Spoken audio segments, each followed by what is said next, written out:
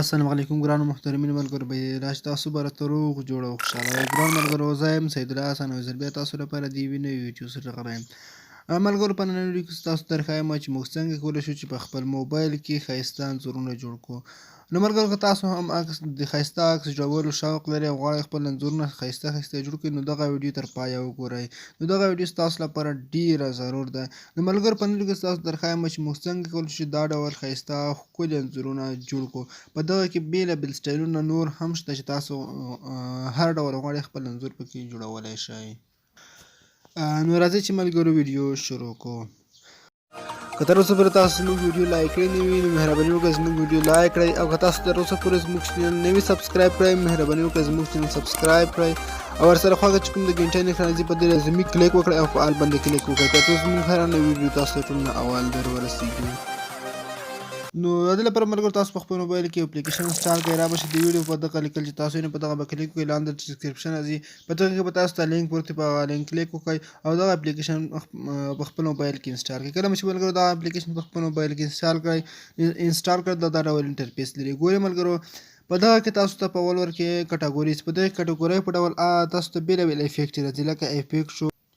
هالووین کریسمس او داسې نور تاسو ته بېلابېلې کټګورۍ ملوي چې په دغه کې بېلابېل انځورونه دي تاسو جوړولی شئ او دغه ته چې راشئ نیوز په دغه کې نوي نوي کوم افیکټ چې راځي هغه کې تاسو هم ښایسته ښایسته انځورونه جوړولی شئ لکه تاسو ته ښکاري دلته او دې کې تاسو ته په دغه ډیزاین کې ښایسته خپل نوم هم لیکلی شئ او دغه ته چې ملګرو تاسو راشئ فیورټ په دې کې تاسو چې کومه د خوښې که انتخابوئ افیکټ انتخابوئ هغه دې ځای ته راځي او کوم ملګرو پاپولر چې دي مشهورې کټګورۍ چې افیکټ دي په هغې کې تاسو دغه لیدلی شئ چې لاندې راشئ په دې کې بېلابېل سټایلونه دي مثلا دلته تاسو ته ښکاري لکه دغه ډول ټیکسټ انیمیشن په دې کې تاسو خپل نوم راوستلی شئ او لاندې تاسو ته دغه ډول هم ښکاري دلته تاسو ته ښکاري ملګرو د عکس رسمۍ په ډول چې کوم شکل پر افیکټ راځي هغه دلته دی او لاندې ملګرو تاسو نور شکلونه هم میلاویږي تاسو دلته ښکاري ملګرو د مثال په ډول زه اوس راځم په دې کې یو انځور جوړوم نو په دغه کې ملګرو تاسو ته په سلګونو افیکټ میلاویږي تاسو په دغه کې ښایسته ښایسته انځورونه جوړولی شئ مثال په ډول زه په دغه کلیک کوم په دغه کې یو انځور جوړوم کله چې تاسو دلته کلیک وکړئ په دې کې دا ډول انټرفیس راځي دلته لاندې تاسو ته ښکاري چوز فوټو په دغه چوز فوټو اپشن به کلیک وکړئ او دلته ملګرو چوز ایکسایټینګ فوټو په دغه اپشن به تاسو کلیک وکړئ او دلته ملګرو تاسو د خپل موبایل د ګیلري څخه یو انځور ورته راواخلئ کله چې تاسو ملګرو یو انځور ورته راواخلئ د مثال په ډول زه به یو انځور راواخلم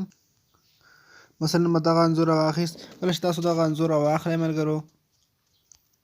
نو دغه انځور به خپل سایز کې ورته سلیکټ کړئ چې څومره انځور باید هلته راشي کله چې تاسو دغه برابر کړئ او پورته اوکې اپشن ښکاري په دغه اوکې اپشن به تاسو کلیک وکړئ او دغه کله چې ملګرو تاسو انځور راواخیست او پورته بیا هم اوکې اپشن راځي په دغه اوکې اپشن به تاسو کلیک وکړئ او دغه انځور به یو څه پروسس شي او د به تیار شي